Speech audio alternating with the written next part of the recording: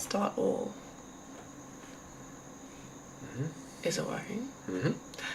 Hello everyone and welcome to the Martha Wolf Show. We're going to talk about parenting philosophy because we were thinking about what can we talk about that's really on our minds and really tells you something about us so you can get to know us more and we can share something that's really important to us and sort of aspects of our lives that might make people relate to us, but also a lot of people might not relate, and I think that's both cool. And yeah, we're going to talk about our parenting philosophy, which is also an evolving thing, to be clear. Like, we have not set out on a particular parenting philosophy, and we are finding our way with that still. As young parents, we're still trying to find our way in the world and the best way to raise our children, and that is something that takes a lot of investment, a lot of time. But we've definitely figured out, yeah, I think we've done it right. I don't think we've come like too rigidly into it, but we're still figuring out as they go through certain ages and stages how we deal with that. So what we thought we'd talk about, and we might only get through some of this, and then I think I'll put it in the description later to make sure that the video reflects the description. Clothing, our parenting philosophy on clothing, discipline, feeding, meal times, identity, in-group, out-group, and social class. This is where it gets perhaps a bit more contentious, but any of these could be bothersome to some people, or I'm really hoping helpful or encouraging to people. Manners and politeness, routines and chores, and sports and risk-taking. Interesting topics. So those are 7 topics. And then I was watching I was like, okay, I need to go on YouTube and just check what sort of discourse is out there. I looked up parenting philosophy. There's actually a lot of videos, but some of these videos only have like 300 views. So I'm like, okay. And I was just looking at it and I was watching some of them, just a little bit here, a little bit there. Some people are telling stories, some people are talking about trauma. There's a lot of this sort of psychological talk. And so I think I'm a little bit versed now. I've got a bit of an idea, and sort of having been a parent for a long time, I'm around other parents and I get sort of the hang of this a bit.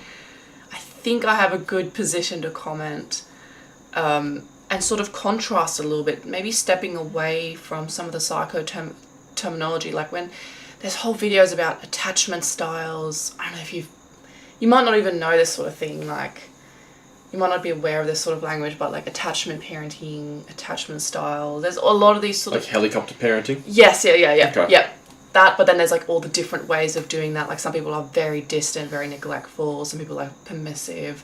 There's all this sort of words, and I think what that means to people the words become used so commonly that we're not being very clear and specific about what we mean by that. Like if you say neglectful, or if you say, oh, I want my kids to be independent, I don't really care. Like, are they just cooking their own pasta? Is that neglectful? You know what I mean? Like, I want to be very specific about what we believe and what we do and what we try to implement. And some of these things I really don't hear discussed much, which is why I'm hoping I can add something to the discourse around this. So I thought we'd start with clothing. Yeah, clothing's always going to be a contentious topic now. Depending on where you live, in a place like Australia, it can get very, very hot. It can also get very, very cold. But, you know, in Australia you have that sort of archetype of the budgie smuggler. You know, when you're at a beach and someone's literally wearing next to nothing. But what has that got to do with parenting? Well, I'm just saying, it's more generally speaking, you know, if we as a family are ever out somewhere, I think there are expectations that at certain places you go to, certain lines of clothing are acceptable. Yeah. And some are not. It's context specific. Very much so. But for some people it's really not, isn't it? Like for some people, it's like you cover from your elbow to your knee, like you cover to your, collarbone. Collarbone. And it's like, that's just what it is at all times. And I can understand, like, it's a rule, it's simple, it's easy to follow, and then you can, like, adjust your swimwear or your whatever. I'm not hating that, like it's keeping it simple, but yeah, just because we have hot weather for so much of the year, I look around, I think most parents of all walks of life and different cultures, most people are pretty relaxed about clothing. And also kids get really dirty, like the amount of just things that end up on the front. I don't even know what half this stuff is. It's just like stains and mud and things and Play-Doh like rubbed in, I don't know. Lipstick, I don't even know how they get these things. It's covered. So you're really a bit crazy if you worry too much. I think it can be taken a bit over the top. You know, if you're dressing from head to toe, collarbone covered in a 40-degree sweltering day. You know, I think maybe you might need to rethink your modesty standard there. And also clothes aren't made to be that modest. Even if you just want it to be covered, like have a short sleeve and then all the way to the knee. I think that's very sensible, but even then clothes are not really cut that way. Like girls' clothes are cut always to have a cropped sleeve. That's just how they're cut. If you just went into your average shop, or any shop really, and just bought a stack of girl clothes at random, they have the crop sleeve. So the arm is exposed and shorts are almost always short shorts. So it's actually quite extreme, and I do think there's pushback. I think I've heard very like not talking about Christian fundamentalists, I'm talking about just your average parents around town where they're like, why is it like that? Why is everything short shorts? So Is that the fashion, is it? Like the shorts are talking like above the knee? No, short shorts. Like girls' shorts are all cut short. So we're talking even further up towards where sort of the hip meets the torso kind of thing. Yeah. That's very, very short. That's also a lot of, like, even, mums are saying, well, what, just go to the boys section, get the boy ones, but then they're always green or brown, and then the girls don't like it. Fair enough, and they're, like, kind of rough-looking sort of thing. So, yeah, I've tried a bunch of approaches, and we have done boy shorts, we have done, like, short shorts but with skirts, but, like, as thin and comfortable as short shorts, so it's not like bulky. You don't want more material than necessary. It's like as comfortable as possible. Leggings, but it's a tough one, isn't it? Because like leggings kind of is okay on like a toddler, and once you get to a bit older, like 5 or 6 or 7, I find like just wearing leggings, I find it a bit darrow to just wear leggings. But usually the material of those things you buy at stores like Kmart and Target, Big W, just find the quality of them are not good, and I think you are sort of right. It is a little bit, as you would describe it, darrow. It's a bit tacky, and like they get kind of worn and like brown because they always sit in the dirt and they for get some holes reason. in them. But maybe that's just our kids who always I'm not going to name one of our children, always likes to, for some reason, sit in the dirt and like sit on like the roughest material, and like it's like what, and like notice like since school is back, one of our children always has a dirty uniform every single day. I've got to wash the uniform every single day, like that's a given. It's always. And then our other child is like clean. That depends, I think, a lot on their different personalities, because one of our children are quite extroverted and is a bit risk-taking.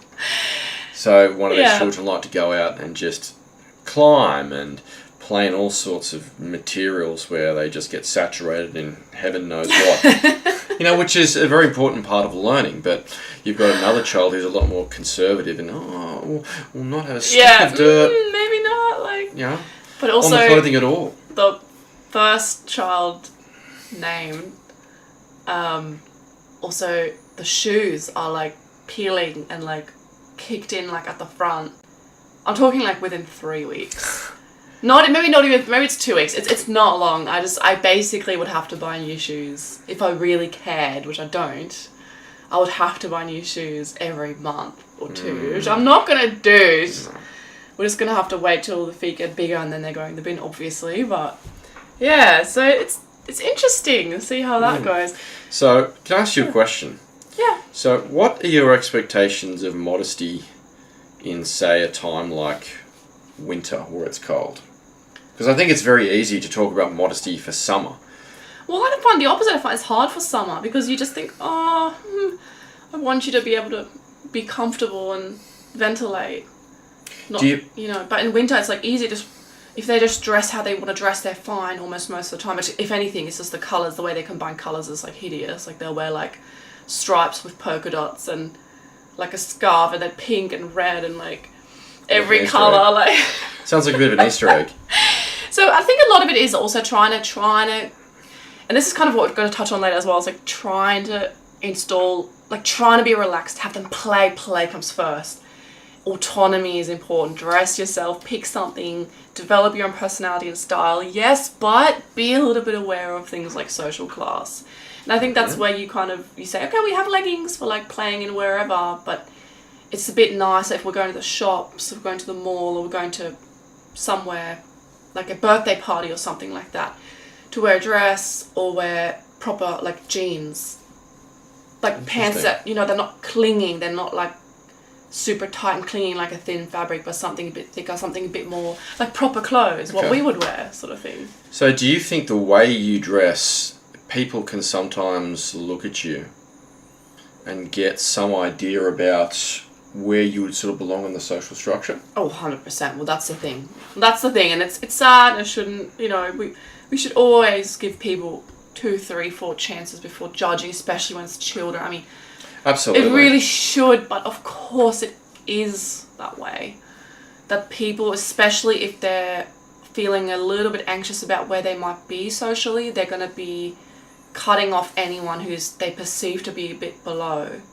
So it's sort of it can have to do with a sort of anxiety, like social climbing and things like that, where people think, okay, like I come from a working class background, but I've really tried, like I have a degree now and I'm really, really trying to be middle class, and I've copied all these more fancy people that I've been around, and I'm dressing like that, I'm speaking like them. And then if they see something that's a marker of working class, they're really not going to like that, and they're going to try to stay away from it, distance themselves. It just depends, like where we live, I just feel so relaxed. I don't worry. I don't really care. It's Australian country towns, so relaxed. But yeah, it's a thing like that. And you see it, like some people only want their kids to, it's the kids, it's the same as themselves. There's really no distinction. They just want them to have certain brands on, like nice, expensive brands and things. Trouble with that, of course, is like younger kids. I mean, below that, it depends on the child, but below the age of 6 or 7 for sure, they are just trashing their clothes. So I find it wasteful to put really nice clothes on young children outside of Sunday. And I think that's the way it's always been, hasn't it? Like Sunday best, and then you just wear like your normal things. But yeah, I think it's something to reflect on and to sort of be a little bit aware that people are looking and judging. And I think a lot of it's not necessarily even the price tag of the clothing. That's where it comes down to different people. Some people are really conscious of money. Okay, you're wearing clothes that are old, they're worn out, they're hand-me-downs. Maybe they're from Kmart, they might be the sort of cheaper stuff that you can get. They might judge that. That's going to be a certain group of people. I'm sort of literally slipping out of the frame, I'm so sorry. Do you want me to chuck you up so you don't slide the other direction? It's just the way this floor is structured. Yeah, that's sort of there are certain people like that. Mm-hmm. Once you know, you know. Once you meet them, you know. And then there are people who are more like... Do you think modesty, more generally speaking, in dress also is some reflection of social class, or not? I think it's more the religious groups, and I think... Interesting. Could you... The religious groups, from my experience, contain sort of a range of social classes within them. Which is a beautiful thing, because you have this kind of unity and this kind of sense of connection between people from different backgrounds. But they go off to their own lives and their own schools, and some kids go to good schools and some kids go to bad schools and some kids are homeschooled, and you kind of go back to your social class during the week and you come together for church and your more mixed group. And I think that's beautiful, I think that's wonderful, and I think within those groups, and the more I guess you would say fundamentalist you get, although I don't need to use that term, I can use the more religious you get, whatever term you guys feel comfortable with, that's not the point, the more it becomes this sort of, girls have to have long hair and be modest. It's this sort of, it's an expression of, see, my girls are not like the girls out there in the world, the average girls on the street, they're more pure and they're going to be more worthy of marriage. And it becomes a kind of competition for that very young already, I think. Do you think children can ascertain a lot of these concepts that you're talking about? do you think primary school age children would be able to look at their peers and then make sort of distinction between, well, I have a friend over here who dresses like this, and I have a friend over here who dresses like that, and there's some sort of difference, even though if they couldn't name it? Yeah. Do you think children have some sort of concept of that? Oh, they do. They come to me, they're like, so we have a whole class of shorts. We have stacks and stacks of shorts that we only wear underskirts and dresses, school uniforms, and I know that is very normal, probably. It's probably what most people do. They're like really short shorts versus just wearing underwear under. Because underwear, kids are climbing on trees. They're literally up, down, swinging. You don't want to think, oh, someone could take a photo up their skirt or even just look or see. You don't want them, you want to save them from any kind of risk like that. Well, not that it probably would harm them, but you know what I mean? You're protecting the child in that way. So we have this whole stack of shorts that are just very little short shorts that they wear under dresses and skirts, and then but other kids in our town wear those shorts just as shorts. Yes. And so our kids are like these girls are just wearing underwear. That girl just says that that's just shorts, but it's actually underwear. Like they're like, and I think it's cool because it's like that's where you can bring the conversation, and it's like, yeah, like in our family we act like this, and the other family like that, and I think it's really tricky. It's really tricky you don't want them to go and be condescending or disrespectful. They're other children. No, of course not. But you also don't want them to just think, well, everyone's the same, it doesn't matter whatever you do. No, because it's not the same. It does matter. It actually does matter. And like the child this is where I'm just being real, you know. The child that's wearing those sort of clothes, or like sometimes, and most parents, I have zero like judgment, zero problems. I don't care at the end of the day, they're kids. But, or like kids wearing crop tops when they're like 5, skin showing on the belly, that kind of stuff. And like, once again, I don't even mind. If my kids wants to wear a crop top, that's fine, as long as their skirt's high up and there's not like a big gap there, it's fine. I don't really care, but I'm just saying it's like more of a marker of something else. Like, is that girl gonna hit puberty when she's 9 or 10 years old? Is that girl gonna have an extended, like, drawn out puberty where she's still having a lot of brain development, or is she gonna develop and be done and then be done developing like 14, 15 and going after boys? And the likelihood of that is great. That's the point. Who cares about what you're wearing around the playground? No one cares. But it's an indicator of the type of group of people, the type of social cluster, the kind of genetic cluster, the kind of group that the person is from. You know, same with boys doing really wild stuff on motorbikes. It's probably great for their development. It's probably a lot of fun. It's probably great for their confidence. It's probably all good. It's probably a wonderful thing. But the kind of families where the boys are going to be really, really rough, doing really, really rough, like male-coded kind of activities, they're probably not reading books. They're probably not, and I'm not saying necessarily, I'm just saying probably. The likelihood is like great that they're not doing those things. So would it be correct to say that judging on how people dress, if you look at that, you could pretty comfortably be able to determine what class that person is, on top of things like behaviour, on top of things like hobbies, which is, I suppose, dressing is I digress a little bit, yeah. But I suppose dressing is part of the behaviour, your conscious choice in how you're presenting yourself to the public. Yeah, like that, haircuts, you know, the way you talk, the way, there's so many, and you should never, like I said, never just judge on one thing, one time. Oh, a kid's wearing like some clothes, you know, who cares? Like, once again, just, it's iterations of judgment. You got to judge that iteratively over time, and it's really just, and I think that's what we'll get more into, because this will come up again and again, because I've got on my list talking about identity, in-group and out-group, and social class. Interesting. And that will, and I think it's really important, because you just never hear this addressed. It's always like, oh, attachment, parent, this and that. It's like, everyone likes to talk about the relationship between mother and child, father and child. There's much less talk about relationship between siblings, and there's much less talk about how do we relate to other families? How do we relate to other groups? How do we teach them about who's safe, who's dangerous, stuff like that. See what I mean? Like, it's always how you're parenting, like, as if everything's happening in your living room. That's like a small... I'm not saying it's not important, but you know what I mean? Discipline. Potentially controversial topic. Yeah, so let me think what I have to say on that. Discipline, what I was talking about, expectations and things that are not being met, or like clearly bad behavior,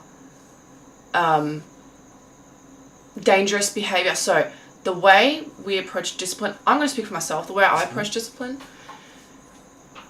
because obviously it's mostly when my husband's not there that I have to take over discipline more. So I will actually discipline a lot more when you're not there. Mm-hmm. If husband's there, I can ask kindly, be like, blah, blah, okay, and like then I'll defer to him, usually, I think. I think that's all the time if the situation gets out of control or you're being disrespected. Yeah. I think a lot of the time the wife does come to the husband, because when you look at men and women, I think it's very fair to say that men are obviously more domineering, they're stronger, and that there is a sense of authority that's instilled from the children to the father. Not to say that it's not there with the mother, but There's there's a much different presence that comes into the room with a father, in my opinion. Yeah, so if I injected like a ton of testosterone and bulked up and like talked in a really, really low voice, they would probably respect me a lot more. But then they would be lacking a mother figure.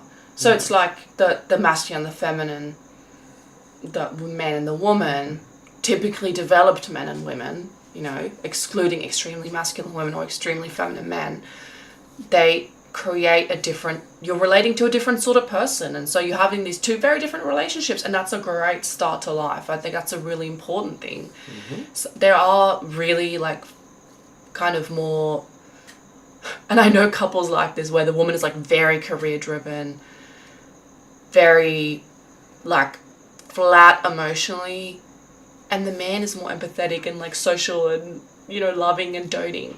And yeah, the child will just have these two different relationships that are different from a more typical average family. I don't think it's necessarily a bad thing.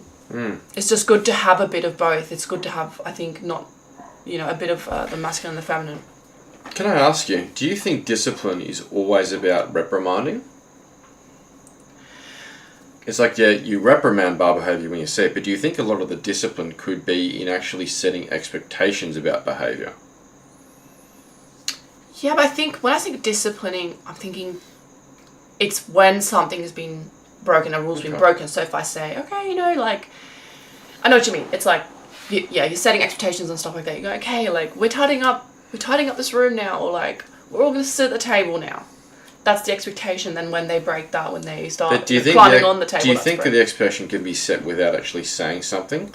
So it's almost like it's just expected that when you go to the table, you know, you sit in a certain way, and that it doesn't actually have to be stated.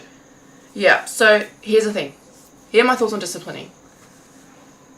Discipline, this is like, I've thought about this a little bit, but not much, so please bear with me. Discipline is just reacting proportionately and like good disciplining. Like bad disciplining would be like doing crazy stuff or underreacting or overreacting, but reacting proportionally to what the child's doing, and that includes proportionally to the child's age. So until about, I'm going to say about 2, there's very little disciplining. Like, very little apart from like, no, don't touch the yucky thing. That's yucky, don't touch that. But it's not really disciplining. You're just telling them, please, like, that's dangerous. Don't fall off this. Don't climb on this. Come off. And you physically remove them, or you physically remove the object. So it's really just, you're really going back to thinking we're just a type of primate and we're just animals, and we're communicating that from the more primitive animal way with the younger child. And then as the child's older, it becomes a more of a verbal thing. But distancing it, like saying to a younger child, saying, okay, because you've done this, you don't get ice cream, is not going to work. They're not able to abstract the action out to the reaction. It has to be very physical and animalistic and in that place. Stop touching the bin. Come away from it. Come away from the bin. Now we have to wash hands. So you're suggesting that See? reprimand has to be done in the moment and not delayed, if it's to Yeah, have some sort of the effect? younger they are, the more they're not going to be able to understand that. They're not going to be able to. But even a child at, let's say, 4 or 5, they might be thinking, "Oh, should I cut up this $5 note, knowing full well it's a $5 note?" I'm just giving some stupid example. Oh, if I do, like, it'd be so fun in this moment, but then maybe I won't get ice cream. But that is too delayed for them. It may still be too delayed of a consequence, but I reckon by 6 or 7, definitely that consequence will affect them. But you sort of have to know your child, you know, like, if you say that, does that behavior change? If you give a delayed thing like, okay, you don't get to watch a movie now because you've done this, it can seem like a really non-violent, like, gentle parenting thing, but it can also just make the child's life like, oh, now I'm living with this hate and punishment. Because let's face it, when you say that, let's say you got a 4-year-old. 4-year-old's a good example because in between that age, you're not a toddler, but you're not like a kid that's more eloquent and more like a little adult. Example. You're in between that age, and if you have a 4-year-old and you say, oh, you've done this now, like, now you can't have a movie, they're just going to live with this pain. You're drawing that pain out for hours until the evening. They're probably going to cry, they're going to whinge, they're going to kick. Like, you're really punishing them in a way that they can't even understand. It doesn't end. It doesn't really end until the night, until they're falling asleep by crying. And I don't... So it's non-violent. It's gentle parenting, I guess. But it's drawing it out. Whereas a simple smack on the hand or a very simple...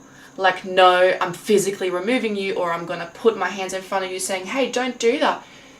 That's very humiliating for a child to say no. See, it's very I feel uncomfortable. very uncomfortable if you It's put your very hands in front of uncomfortable, my face yeah. right now. It's very uncomfortable putting your hand in front of someone's face. It's a animalistic level of putting someone down and putting them back in their place, literally, and they will feel that and they will remember it. And the next time they're doing that, they'll be like, oh, I better not do that.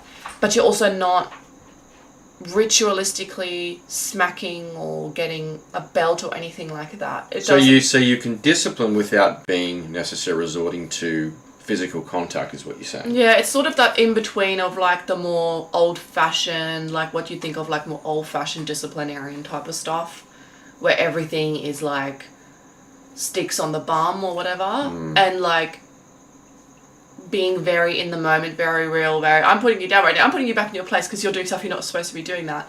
Like, you're giving scissors to a baby, let's say. That's really dangerous. The baby could hurt itself on scissors. So I'm literally going to take a scissors away. I'm going to maybe sit you down. Like, I find sometimes sitting a child down can do the same thing. You're saying, no, I'm the boss, you go back in your place. And we're just a type of animal. We need this whole, it's like with a dog, you know, with a dog you're supposed to hold them by the nozzle, like you put your hand on their snout, and it's a sign of dominance, because the dominant dog or wolf will literally bite over the nozzle of the inferior subordinate wolf, and it's a form of exerting the dominance. But then you're also resetting the kind of hormonal pathways, you know. When you're dominant, you get a testosterone boost.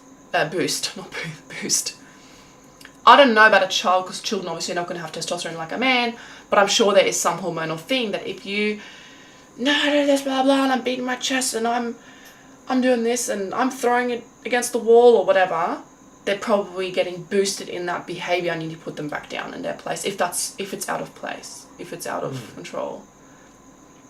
Yeah, those are my sort of thoughts on it. And I think something I really want to emphasize is from what I see, because I'm really around parents and children a lot, more than I really want to be, but it is what it is. But it's being proportionate. There's a lot of parents, Punishment's got to fit the crime. yeah, absolutely, and the age, like I said, up to like 2. Okay. I mean, once again, like, really, can the child understand what they're doing? Otherwise, it's like just very minimal. Just don't do that. That's okay. And then you explain a few times. And then once they do understand what they're doing, like, it's more serious. So, like, are they trying to kill their sibling? Or are they just, like, sneaking a few extra strawberries? Like, I mean, how serious is it? And you just got to be real with yourself, you know? don't have the same reaction from sneaking strawberries as you do to attempted murder. You've got to have a different reaction. It's a different level, and I think we try to always dampen everything down and suppress and then come out with something that's overly verbal and not physical enough, and you're not speaking the language of the child. And what I see a lot with parents is it's almost like rehearsed, like it's rehearsed kind of cycle drivel. I think that becomes expected when you use the same lines over and over again. I think children actually look at the disciplinary patterns of their parents, and they can very quickly pick up whether you actually mean what you say. Yeah, there's no genuine emotional reaction. Like follow through with it. And what I really like is how you've made a very important difference and distinction there between being physical and then being threatening or violent. I think that's a very, very important thing you've said there. Because if you definitely look at disciplinary methods from the past, that is very much frowned upon today. People often look at sort of raising it. You could take families from the early 20th century or all the way up until I think it was the 1970s where corporal punishment was outlawed in Australian schools. Yeah. It's copped a lot of very harsh criticisms over sort of the past 30 years. Yeah. Now, thankfully, we didn't grow up in a time where we had to experience that, but I have spoken to people who did, and I think that leaves a lot of trauma, and from the people I've spoken to, they would never wish that on anyone, of some of the things they experienced for seemingly what were just menial misdemeanors. Look, I would take it with a grain of salt. You reflect, oh, I'm such a victim. Oh, this happened to me. I can't believe my teacher smacked the life out of me. Like, okay, but you're saying it's trauma to the child. I think a lot of people who lived in that era and grew up in that generation would say it was a traumatic experience. But let me say how much trauma, if you want to call it trauma, are the kids that are around the misbehaving child experiencing. The children that are trying to learn, that are trying to get excited about class, they're trying to put their hand up and say something, and the child next to them is, farting, screaming, I don't know, like jumping on top of the table. I mean, you got to remember that testosterone levels have massively dropped, so the boys now are bad. I hear it every day. Punching. It's way better now than what it would have been back then. And everyone else is held back by the misbehavior of the misbehaving children, and people have to fork out enormous amounts of money to send their child to better and better and better schools just so they can get an okay education and not be around these absolutely horrid children. And they're almost always boys. Of course, not always. It can be girls as well. You can't discipline them. I'm not a teacher. This is not coming from me personally. I hear it from other children. C word, F word, whatever being used. Obviously, they're picking that up from home. I'm not saying they're not. But they can't be corrected now. Can a child grow up in a house where the parents are using the C word, they're watching TV all day, they're all, I guess, drinking and smoking, let's say really like that, and come to school and have their behaviour corrected and modified more positively? I'm not saying I want that. I'm not saying either way what my position is. I'm just saying, no, everyone gets dragged down to that level, and anyone who can afford it or barely afford it has to get their kid out of that school. That's what it is now. It may be digressing a little bit, moving into the topic of education, but... I know, but we're talking about discipline, so I'm like... We're talking about discipline, so it is, it's not out of the question. Yeah. It's not out of the question, it's a very broad topic.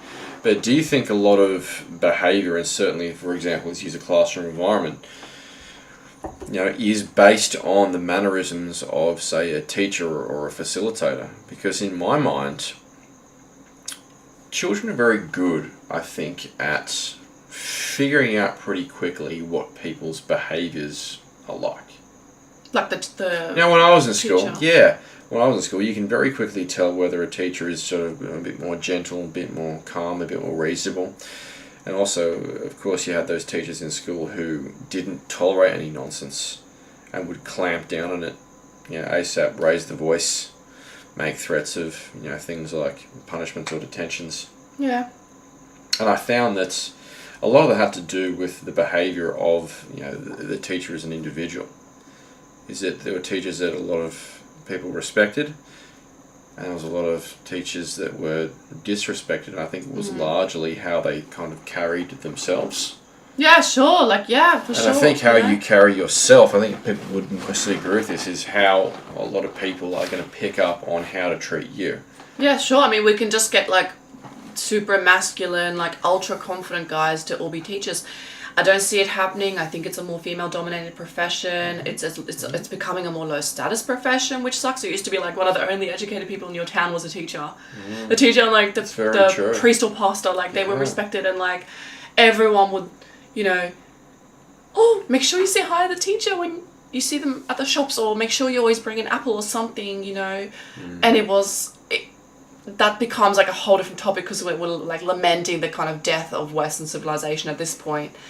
But I did want to circle a little bit back around to, and also maybe kids were only in school for a short time, maybe they were only, you know, a smaller class, or like everyone in town would know each other. I think there were other aspects to consider, like if you go back in time historically, but I did want to make a point about the whole psycho dribble thing with disciplining. There's this sort of thing where people, and I really don't want to talk about under twos, because you're dealing with more of a baby thing where they can be hungry, or they can not express, oh, I'm hungry, I'm thirsty, I want to boob, or I want a sleep, and then they scream. I'm going to just exclude that kind of age.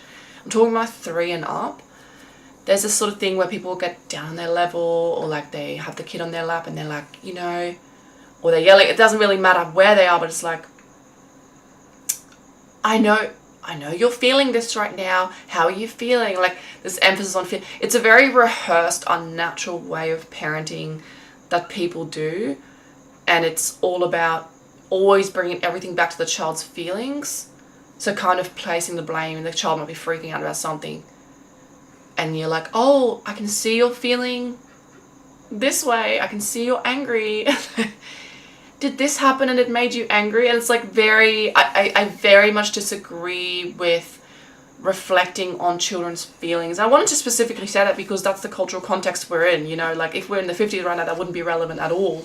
But this is what it is now. That is a common thing that I see, like trying to get the children to express their feelings. Like I can sort of see where they're coming from. You're trying to get them into the habit of saying, this happened, it made me feel angry. You did that, I don't like it because blah. I sort of get that it's trying to open those lines of communication, but it's just such an unrealistic way of preparing them for human interactions that don't happen like that. I just don't think that's a normal way for humans to interact, and it's sort of trying to force it. And always bringing everything back to self-rumination and self-doubt to go, oh, well, this happened, now I feel this way, I'm acting because I feel, and I really will get, I think, more into it if I find a good video. They have videos that like recommend it and explain it, and it's a lot of this sort of gentle parenting stuff, which a lot of people are now turning against and disagreeing with. It's sort of becoming a more general thing to not agree with it, but it's still quite pervasive. If I can make a comment there, Martha, it seems like, I digress a little bit here, but if you look at a lot of children's television programs, I think you're onto something there, in that it seems like they're written in such a way so as to actually talk about feelings a lot. Yes. Feelings and emotions all kind of wrapped up in I forget that characters. Because we don't watch that stuff with our kids. We explicitly avoid, and books too. It's children. You're completely right. It's good you bring it up. Children's programs totally reinforces. It's the same like cultural wave, like push, but also books. If you go to the library, which is obviously state run, and you just look through the books, it's like, I'm talking about younger books. I'm talking let's say under 7 or 8 year old books aimed at younger kids. Like every second book's about emotion. Oh, I got a younger brother, now I'm sad. Oh, like all my feelings, happy, sad. Like it's all about emotions, literally just about feelings, and the pages are just about feelings and talking about feelings. It's ruminating on yourself and your feelings is like one of the key diagnostics of depression. I'm not saying you can get a kid just to be depressed like that, but imagine reinforcing that throughout their childhood, and they maybe have a slight proclivity to depression or some other problem. And obviously we know that these anxiety and depression are really high now in young people, for other reasons maybe as well. But we're reinforcing this stuff I just don't see any evidence that this is helpful. Is this actually based on evidence? I very much doubt it. What do you think? I think there is some philosophy, and I think there actually is not entirely wrong. I think it is important, especially with children, because you can't reason with them. They're usually going to act in extremes. So, for example, they get hurt. Well, I think it kind of speaks for itself. If you get hurt, you're going to be frustrated and angry. I don't think you really need to ask a child, how does this make you feel? Yeah. It's just a given. Of course you're going to feel angry. But I think it's good to educate children. So, well, this is what anger is like. This is what frustration is like. I don't think you do. No, I disagree. I don't think you do. So, I'm very pro, neurodivergence of all kind. And this is really attacking anyone who's leaning in that direction, but also male children, right? Who's in touch with their feelings and can explain their feelings? Neurotypical female children. Anyone else, neurodivergent or just normal male children, they're not going to understand that. They're just going to not talk like that about it. They're going to be talking more about actions and objects, not about feelings and people. Faces and emotions don't interest them as much. They're interested in reality, they're interested in patterns. They might get frustrated about something not working. Talking about the emotions is constantly attracting away from what they're interested in, what their brain is interested in, and trying to force them into these ways of thinking that are hyper feminine. And then if you're already a feminine, forcing you more into the hyper feminine is not good. You need to balance people out and kind of meet them where they're at.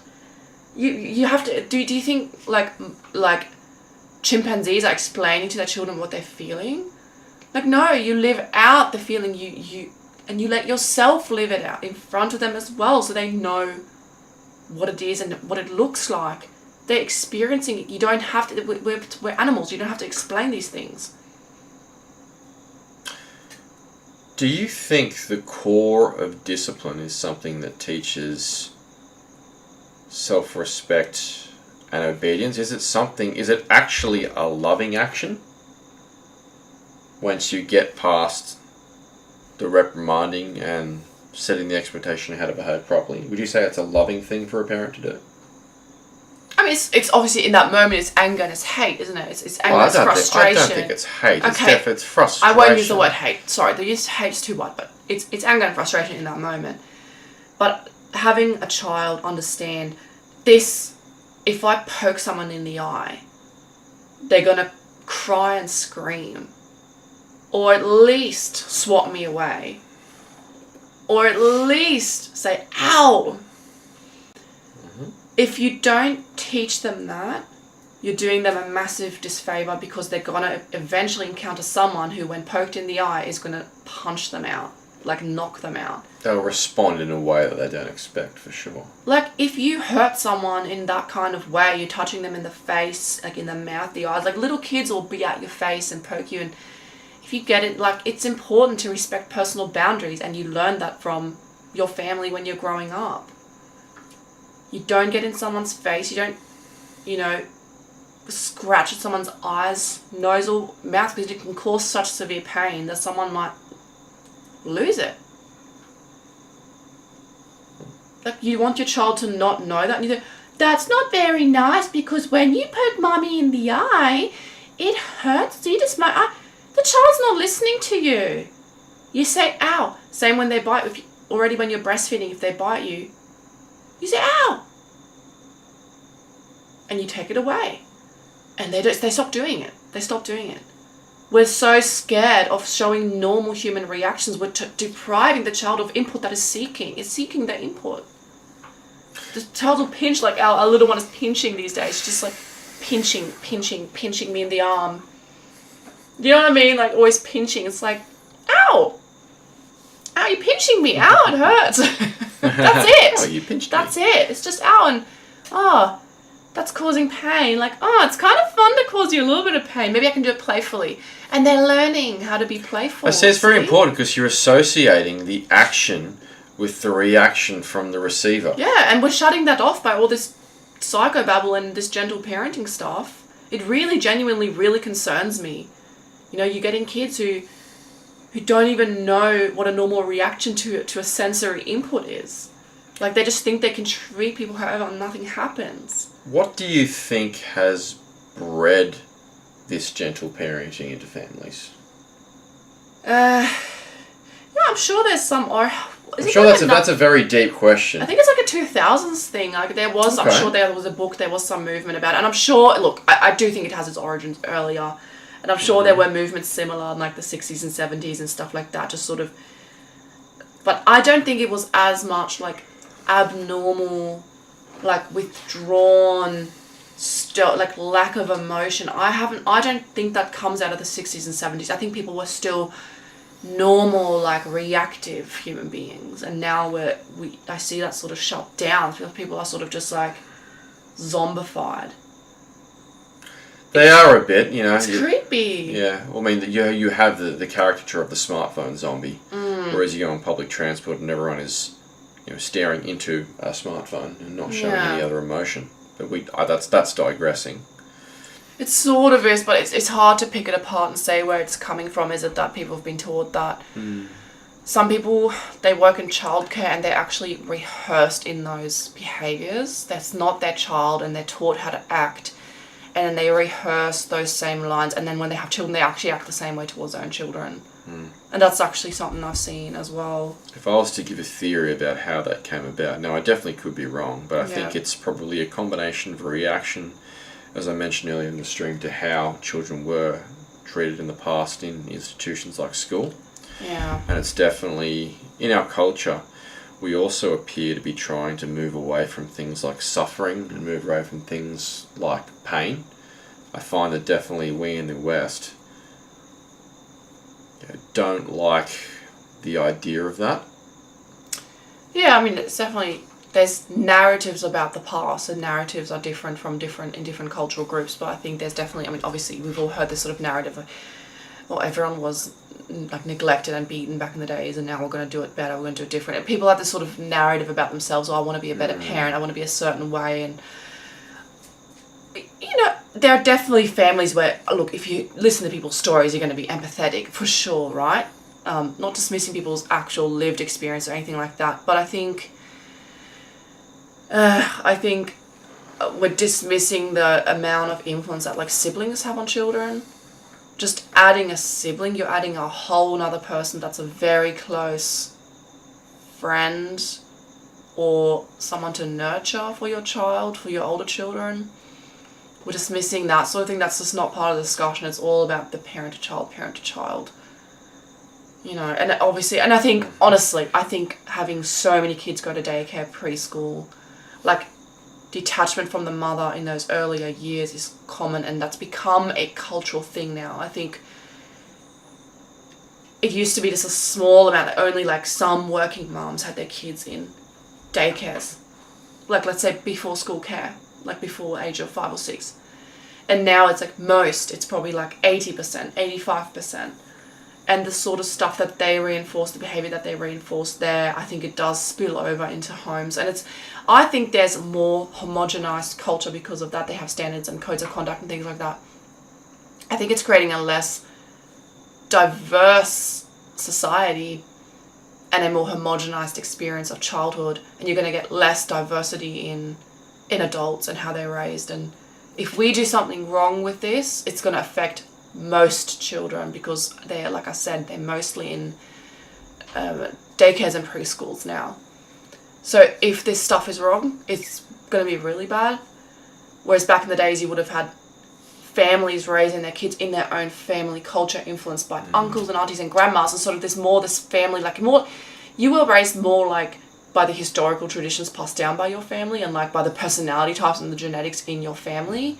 So we were basing more on, well, what kind of genetics is there? And of course there's always going to be horrible families that just beat the life of their kids and get drunk and all things like that.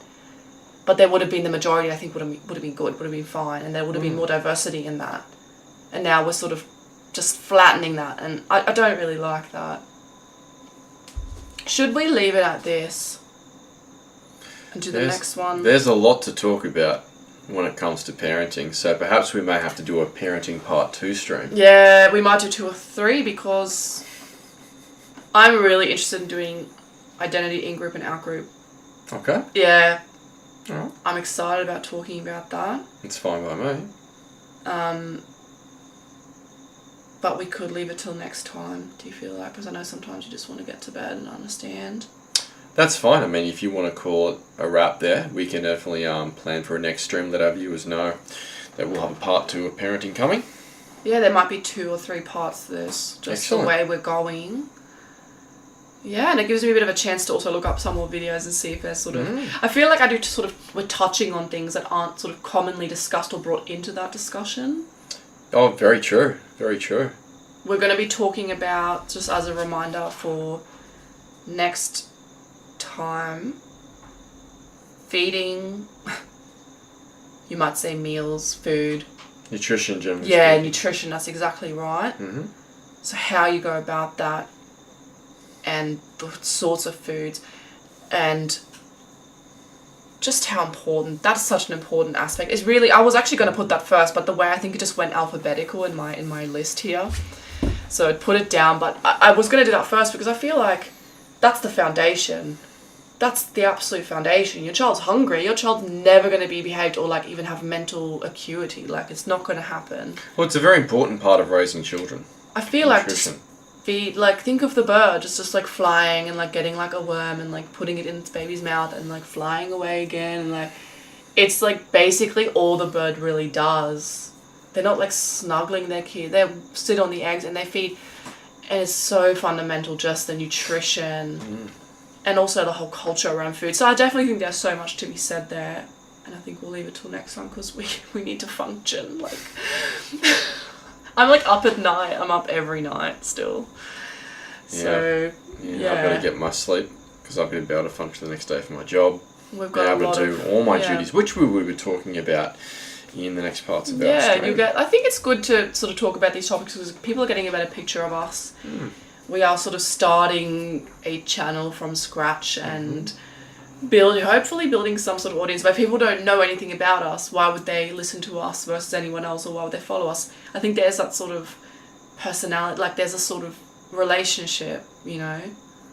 There is, and I think you got to bring something very unique to that. And I think this channel is very real, and it's critical of, a lot of things. It's not one-sided. We explore so many different avenues in a topic. Yeah, and we're not AI. So no, we're not AI. Definitely, we're like definitely 7 real. fingers. Yeah, we're definitely Although the smooth faces they have, no, definitely not AI. This is raw. This is real content. I was like thinking about what content to do, and I was like, I was looking at something. I was like, there must be something inspirational. And I looked at a video. It was like a mom parenting kind of thing. And she was in the camera, like she was right in the middle, and she had her hair was so perfect. Nothing like my hair. Her hair was so perfect. And then she had sort of cuts. Obviously, it wasn't a live stream like this. It was edited. And there was cuts, but the way the cuts were, it's like she kind of like shifted. But I just thought, is this AI? Like she was so perfect. Her hair, so beautiful. No hiccups, no fiddling with tech. Nothing. I was like, is this AI? And I was sort of freaking out. I was like, and even her house was so perfect. I thought, is anything real? Like, are the comments AI and the videos AI? Like, could that actually be? Or is this a real person? I was legitimately unsure at that point, and it freaked me out a bit. I was like, am I watching real people? Am I actually interacting with someone here? Like, am I getting insight into someone's life? Or is this just what AI like tries to feed you when you look something up? It's getting creepy out there. But not on this show. Not on this show. It's not getting creepy here. Nope. It's real. Alright, we're going to say goodnight. Good night, everyone. Good night. See you next time.